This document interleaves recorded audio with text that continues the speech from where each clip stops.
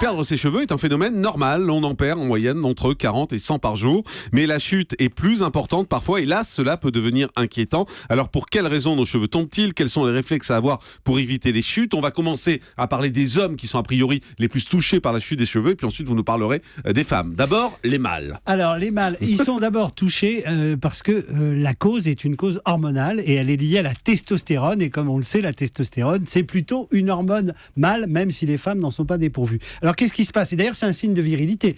Les gens qui ont une calvitie peuvent se dire sont des mâles puissants. D'accord, Stéphane Clerget a tous ses cheveux. C'est pas qu'une histoire d'hormones, mais de sensibilité de la peau aux hormones. C'est comme ça qu'on s'en sort.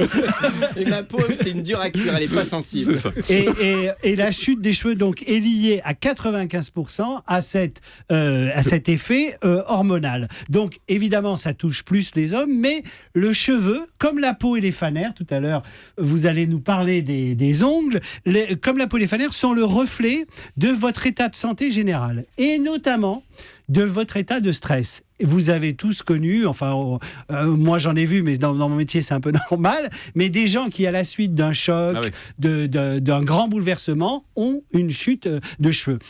Donc il y a plusieurs choses. Il y a l'état hormonal, donc ça malheureusement il n'y a pas grand-chose à faire parce que... Mais c'est quand on a trop d'hormones ou quand on en a moins qu'on non, le perd? c'est pas trop, c'est être plus sensible, effectivement, Stéphane, pour se dédouaner.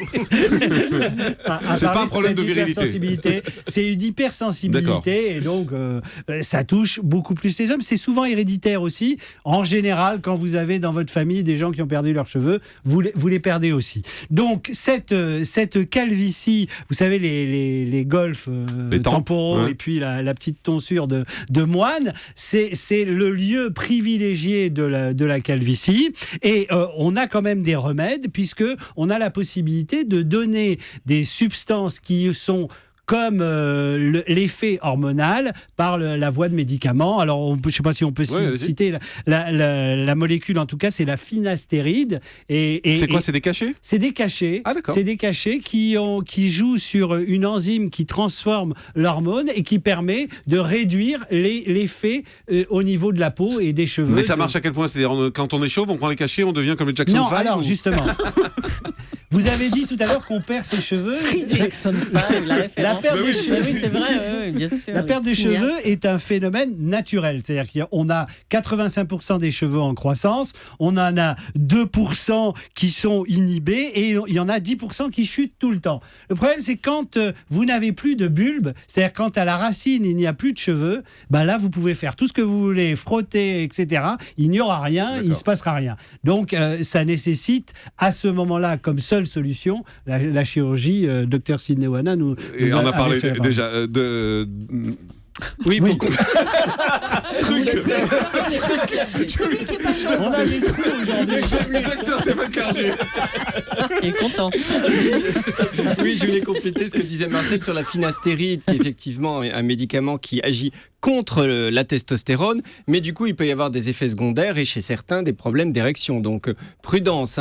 Faut choisir. À petite dose. Ah oui. Oui, ça n'est pas anodin. Et il y a effectivement d'autres produits qui agissent sur les cheveux en dilatant les vaisseaux et donc en favorisant la repousse. Et là, c'est des sprays, mais qu'il faut mettre à vie. D'accord.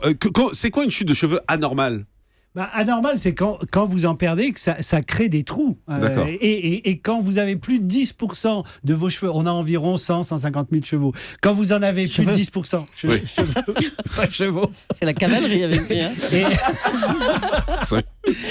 Elle a trop fait de Roca, ça.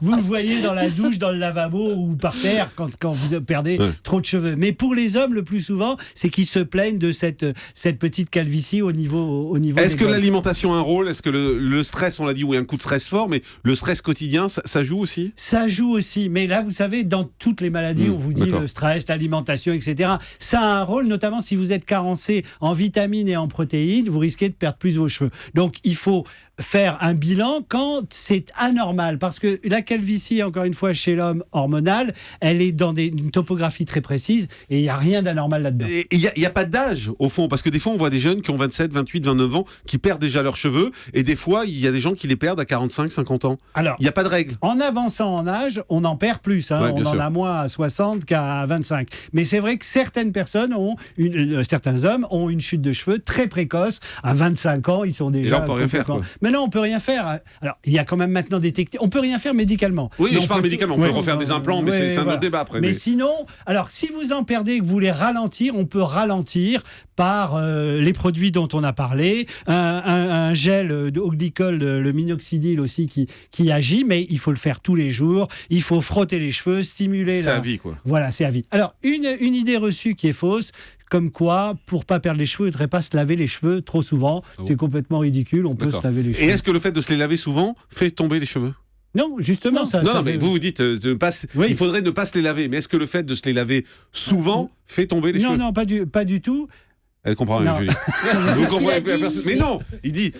En tout cas, Lui on dit peut se les laver. le fait de ne pas se laver les cheveux permettrait de ne pas les faire tomber, c'est ça ? Voilà. Et moi je dis, est-ce que le fait de se les laver C'est la souvent même chose à les l'envers. fait tomber ? Non. D'accord. Alors ça ne C'est les un fait pas complément. tomber, et au contraire. Alors il faut pas T'as toujours pas compris. Non. Si, j'ai compris. il faut pas employer de produits détergents parce que vous allez abîmer les cheveux. Et notamment pour les femmes qui vont souvent chez le coiffeur, qui font des teintures, etc. Là, il y a un risque, mais parce que vous allez abîmer le cheveu. Mais le shampoing doux, tranquille, vous pouvez le faire. Alors on a parlé des hommes, régulièrement. on parle des femmes. Alors- Pourquoi elles perdent leurs cheveux, les femmes ? Alors, les femmes ne perdent pas à cause des hormones, puisqu'elles oui, elles ont c'est quand ça. même beaucoup moins de testostérone, en principe. Mais elles le perdent pour toutes les autres raisons liées à des maladies. Et donc, c'est pour ça qu'il faut faire un petit bilan pour voir s'il n'y a pas un trouble thyroïdien, un trouble hormonal quelconque, la pilule, certains médicaments. Donc, il faut faire une revue générale pour voir pourquoi les femmes perdent leurs Il y cheveux. a des personnes très âgées, des fois, qui ont un peu la tonsure comme Oui, ça. oui. Alors là, c'est lié quand même, je vous disais, à l'état général. Ouais. Et c'est une mauvaise hygiène, alimentation, des déficits, la sénescence, simplement le D'accord. fait de Mais normalement, de une femme vieillir. perd pas ses cheveux. Normalement, la femme perd moins ses cheveux. Oui, enfin, elle y a en pas de perd trou, quoi. naturellement, mais il n'y a pas de trou. Docteur Truc. Oui, pour compléter.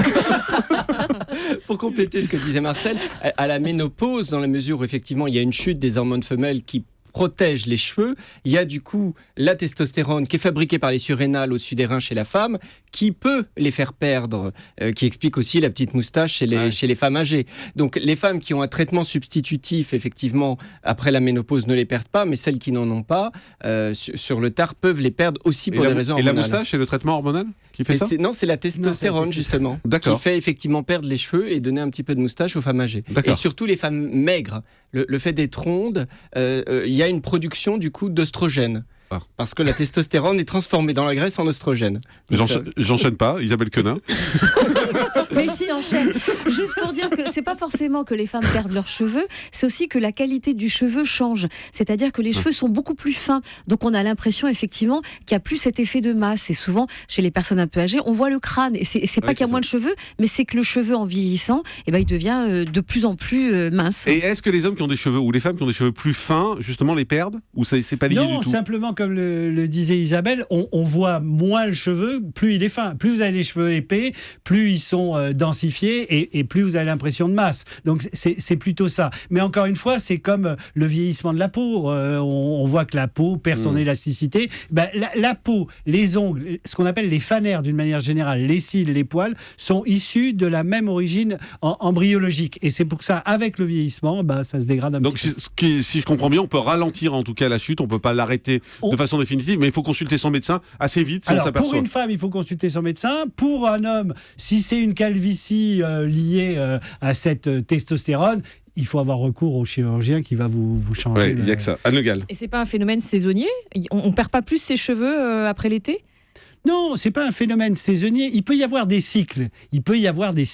Et notamment des cycles par rapport à votre état. Et état hormonal, état de stress. Donc, il peut y avoir des cycles. Et le cheveu a lui-même un cycle. C'est-à-dire que vous avez une partie des cheveux qui sont en phase de croissance, une partie qui sont en phase de prennent le relais au fur et à stabilisation mesure, et une partie qui chute. Il y en a 10% qui chutent. Alors, effectivement, à certaines périodes, vous avez plus de mais c'est chute vrai de que mon cheveux. chat mon chat il perd ses poils l'été. On parle des humains. Là. C'est ça. Écoute, c'est vraiment Dr Truc aujourd'hui. Hein.